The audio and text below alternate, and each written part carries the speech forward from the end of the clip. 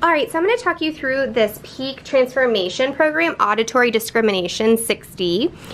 For this program, you're going to need auditory clips or vocal utterances you could also do, and then identical sounds. And so you're going to want those for train, you're going to need a set, and then for test, you're going to need a separate set.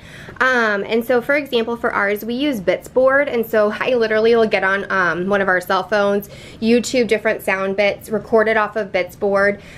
You can attach a picture to it, but the client's not going to see it, or the participant, so it kind of doesn't matter, but you can do lots of like really cool programming stuff with Bitsboard if you're very tech savvy.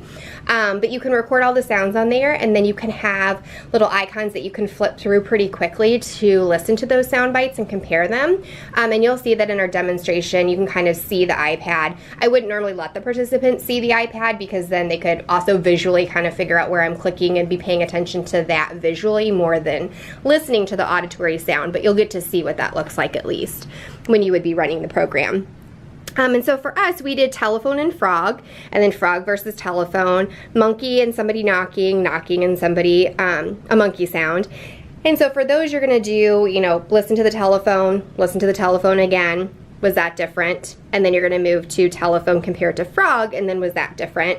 Obviously, you're just giving the sound bites. You're not labeling it for them or anything, just playing it. Playing the other one, was that the same? Repeating with the second. So this is another one where you're going to have 2 questions of a comparison per trial. So you're going to have 20 questions again per block. So for a test, it's just going to be pretty much the exact same, just different sounds. So our test set was laughing and cymbals, thunder and sheep. And then again, you're just going to do the comparison where one is going to be different and one isn't going to be different.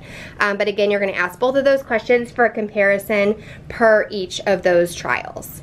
So this is Peak Transformation Auditory Discrimination 6D.